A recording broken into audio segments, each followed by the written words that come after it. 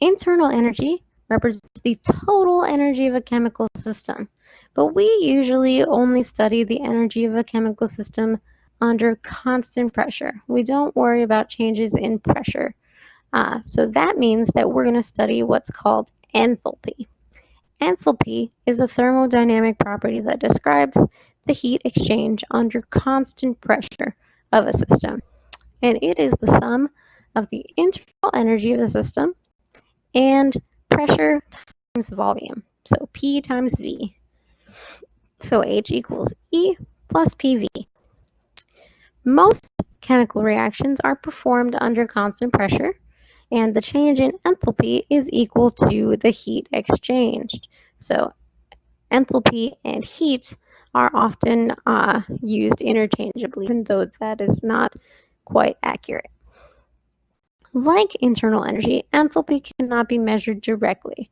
However, enthalpy change, or the relative enthalpy of a system in relation to a different system or in different time period of that system, can be measured.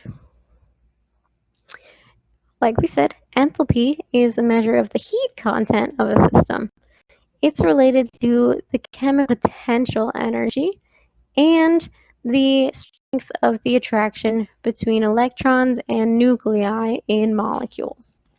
So remember how when we started talking about bonding, we described an attraction between the electrons of one atom to the nuclei of the other atom. That attraction as being the driving force for the bonding between two atoms. So this enthalpy is related to how strongly those electrons are attracted to the other nuclei in the molecule. When electrons are strongly attracted to the other nuclei, then we form strong bonds between the atoms and the molecules are stable. So enthalpy is low. There is not a lot of heat associated with that bonding. The bonds are stable. In contrast, when electrons are weakly attracted to other nuclei, there are weak bonds between the atoms. The molecules are unstable and the enthalpy is high. There's a lot of heat required to keep that molecule together. The presence of strong bonds in a molecule does not correlate with a large degree of stored potential energy. So just because a molecule has strong bonds doesn't mean it has a lot of potential energy stored.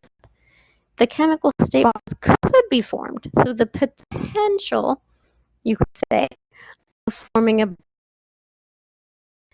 is described by a high chemical potential energy. So whenever there is a possibility of bonds forming that don't yet exist, then the system has high chemical potential energy. So when we describe that as an exothermic process. So when heat is transferred from the system to the surroundings, that means delta H is negative. So the heat is leaving the system and going to the surroundings. Delta H is negative, and that's an exothermic reaction where the possibility of stronger bonds means that those stronger bonds are formed and the chemical potential energy that existed in the system due to the possibility of stronger bonds, that chemical potential energy is released as heat, which goes to the surroundings and causes the temperature of the surroundings to increase. On the other hand, an endothermic process is where heat is transferred from the surroundings to the system. So the system requires heat, so delta H is positive. Heat is coming into the system. This endothermic reaction is where a strong bond is broken and heat is absorbed as chemical potential energy. So we required heat, so heat was absorbed to break the bonds, And when those strong bonds are broken, then the system has an increase in chemical potential energy because those strong bonds that could exist no longer exist.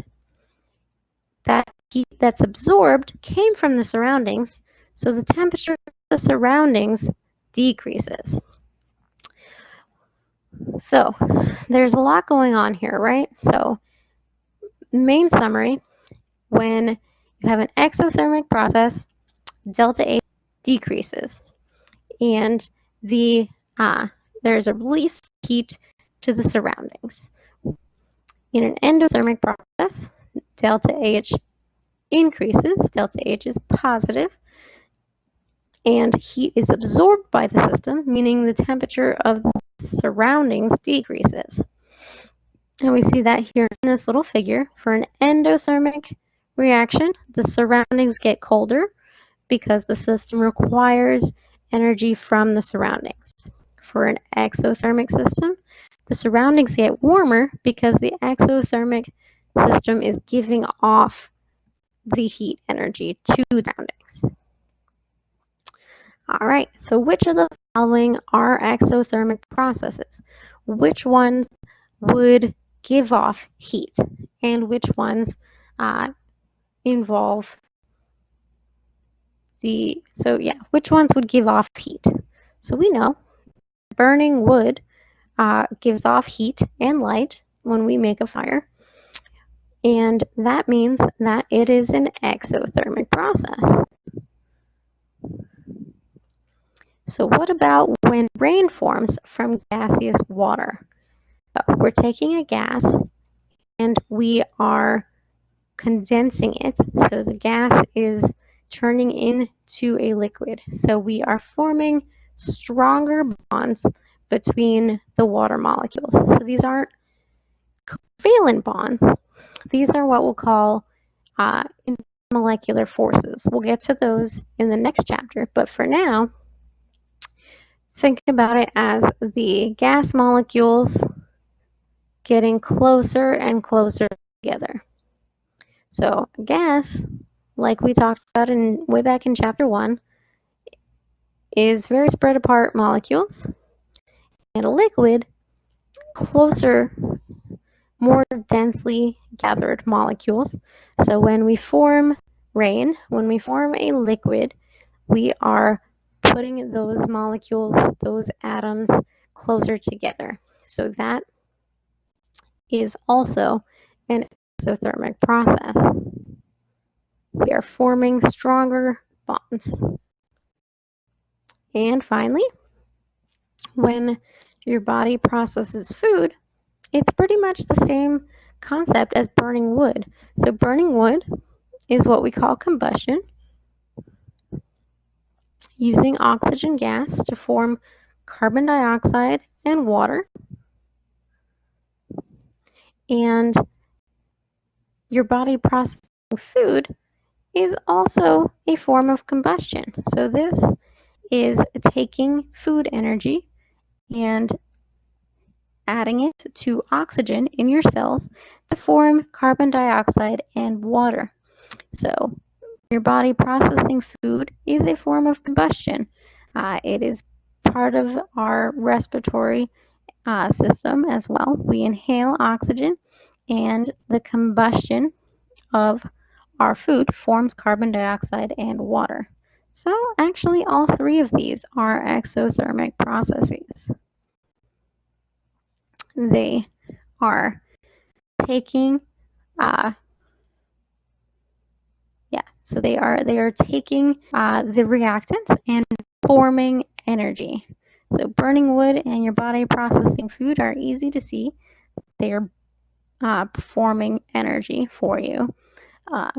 But rain forming gaseous water is also exothermic due to the association of the molecules with each other. All right. So we talked about energy diagrams back in chapter 3 when we were discussing the absorption of photons to increase the energy level of a system. Now we're going to talk about enthalpy diagrams, which are very similar. So these are the physical or chemical changes in a system, and we describe them by the change in enthalpy of the system using these diagrams. In these diagrams, the x-axis shows the different states. So for this one down here, for both of these down here, actually, we have two different states, reactants and products. You could have different states of the system like liquid and solid if you didn't have a chemical change, if you only had a physical change. The y-axis shows the relative enthalpy of the states, and they are shown at a certain enthalpy level using these horizontal lines. As you can see, enthalpy increases as y increases. So going up, the higher the line on the y-axis, the higher the enthalpy for a given species. So on the left, the reactants, enthalpy diagram, the reactants have the higher enthalpy because they're higher up on the y-axis. On the right, it's the opposite. We have the products being higher up, so they have a higher enthalpy. Then the enthalpy change reaction, or delta H reaction, is the difference between the enthalpies of the reactants and the products. So on the left, we see an exothermic reaction where delta H is negative and the reactants are higher energy than the products. So when we proceed from reactants to products, energy is released because we don't need it anymore when we get down here. All right, or heat is released. Nice, I should say. For an endothermic reaction, we have the opposite. The reactants are lower in enthalpy than the products, so delta H is positive. We have to increase in enthalpy to get to our products. We have to increase the heat to form products. All right, so let's look at one of these enthalpy diagrams, for example, and see what we can learn. So which of the following in this enthalpy diagram are exothermic processes? So an exothermic process is when delta H is negative, or when we go from a higher state to a lower state. So delta H1 is an exothermic process, and delta H3, because they both have a negative sign and they're both going from a higher state to a lower state.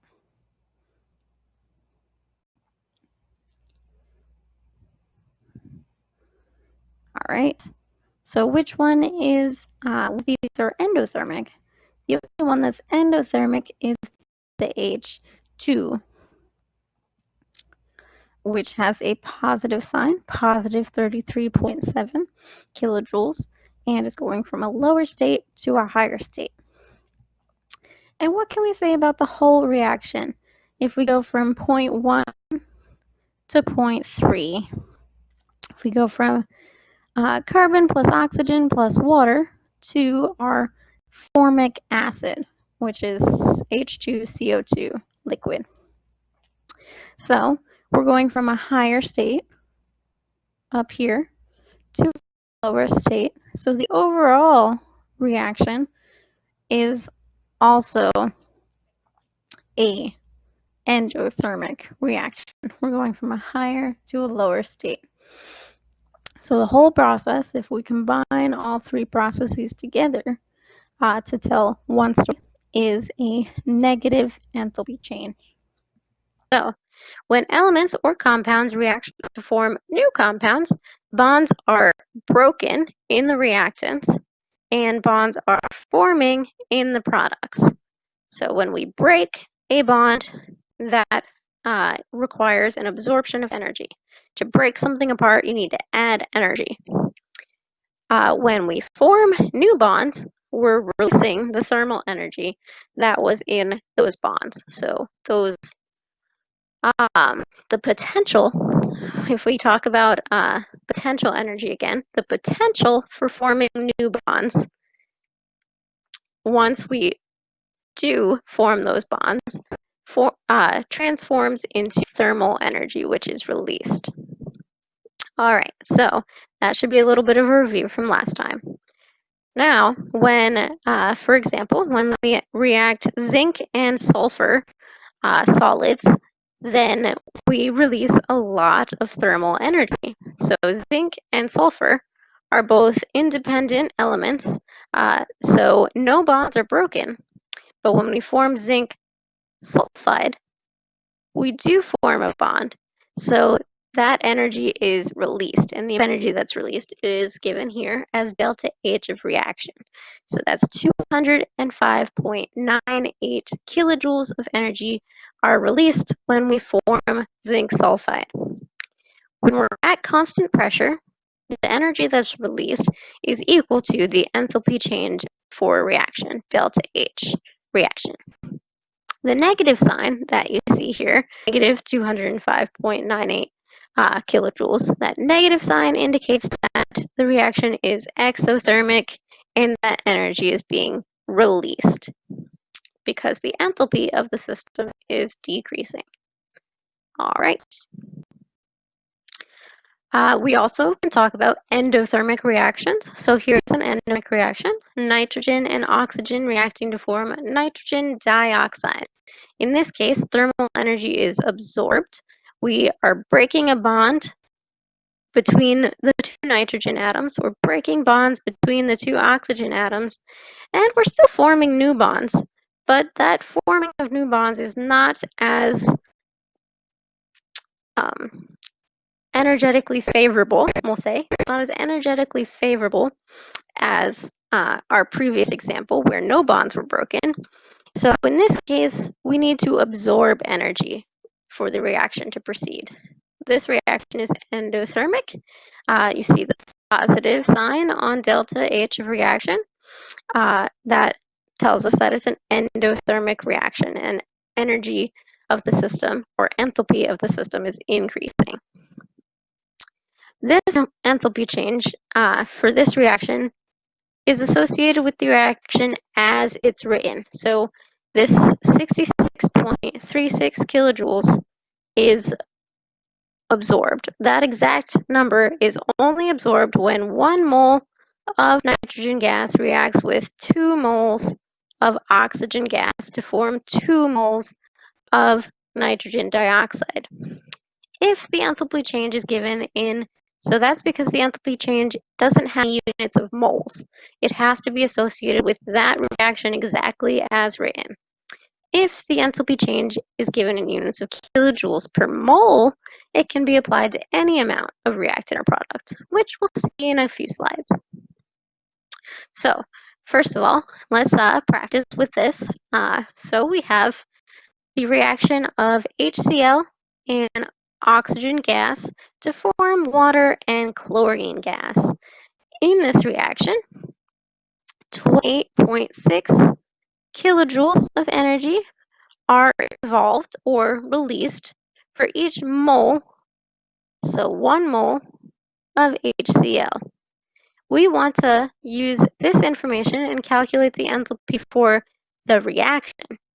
So this is in kilojoules per mole, and we want to find the enthalpy of the reaction just in units of kilojoules. So no, we don't want to worry about moles. We want to find the enthalpy of reaction for this reaction as written. So this reaction as written involves 4 moles of HCl. So that means that our enthalpy of reaction has to be found by multiplying by 4.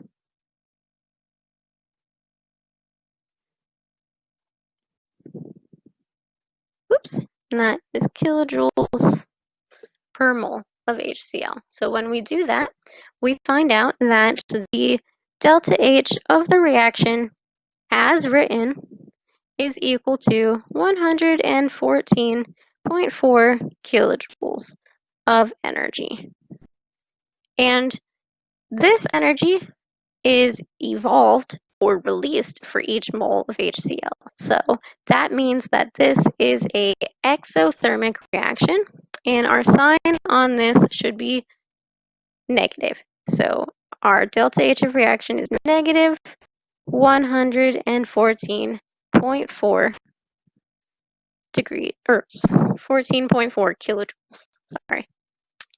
All right, so like I was saying about our units of kilojoules per mole come in when we talk about the stoichiometry of the reaction. For instance, the reaction of carbon monoxide and nitric oxide, which is given in one of your MindTap modules, this reaction releases 746 kilojoules of energy per reaction. So, for the reaction as written, our delta H of reaction is negative 746 kilojoules because it's being released. It's exothermic. All right.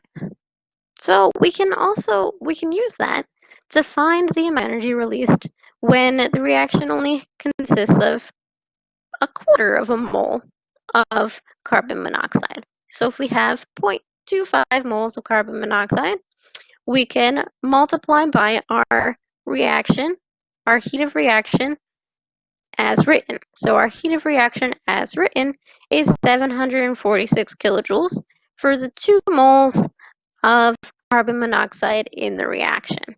So we multiply by 746 kilojoules over 2 moles of carbon monoxide. Then we cancel out our units, we cancel out our moles of carbon monoxide, and we find out that 93.3 kilojoules of energy are released if we only react 0.25 moles of carbon monoxide. And if we wanted to say what the energy change is precisely, it would be negative 93.3 kilojoules. So if we say that the energy was released, we don't need to say that it's negative. If we don't say what happens to the energy, we do need the sign to tell someone that it's being released. So the reason that we can just multiply by our energy, our enthalpy of reaction as written, is because enthalpy is what's called an extensive variable. So extensive means that it depends on the amount of substance that's present, whereas intensive variables do not, like temperature. Temperature does not depend on how much stuff is present, but enthalpy does. So the enthalpy depends on the amount of substance that's present. Therefore, delta H, the change in enthalpy, also depends on the amount of substance that are present or that react. If, for another example, we wanted to find out the change in energy for 250 moles of carbon monoxide instead, we'd multiply our change from before by 1,000 because we've changed our amount by 1,000. So that's how I know right off the top of my head that that amount of carbon monoxide ends up releasing 9.33 times 10 to the 4th kilojoules of energy, because 9.33 times 10 to the 4th kilojoules is 1,000 times bigger than the amount of energy released for a amount of carbon monoxide that was 1,000 times smaller. All right, let's try it. Let's do a practice problem. Oh, I'm sorry, I'm not ready for a practice problem. We want to discuss this with a little more generality. So let's look at the option of ammonia from elemental nitrogen and hydrogen. So we have nitrogen gas, hydrogen gas, reacting to produce ammonia gas. Our change in enthalpy, our delta H of reaction, is negative 23.1 kilojoules. So that means that we release 23.1 kilojoules of energy when we form 2 moles of ammonia, because that is our reaction as written. If we want to form only 1 mole of ammonia, then that means that we're releasing half as much energy because we have to multiply all of our products and reactants by 1/2. So that means we also multiply our delta H of reaction by 1/2. So what that means is you can put a little 1/2 in front of your whole reaction, and then you have to distribute it to every one of your reactants and to your products so that we end up with only 1 mole of ammonia and half as much energy. So we can generalize this and say anytime a chemical equation is multiplied by a constant, so that constant could be 1/2, it could be 2, it could be 3, it could be 1/3. Anytime we multiply by a constant, then the enthalpy change is also multiplied by that constant. So we multiplied our reaction by 1/2, so we got 1/2 of the energy. Now, if we consider this reaction, so we're reacting 2 moles of ammonia, and it's decomposing into 1 mole of nitrogen gas and 3 moles of hydrogen gas. This is the reverse of our previous reaction. So if you look up here, that was the formation of ammonia from nitrogen gas and hydrogen. Now we are decomposing ammonia into nitrogen gas and hydrogen gas. And the original equation was an exothermic reaction. It had a negative delta H.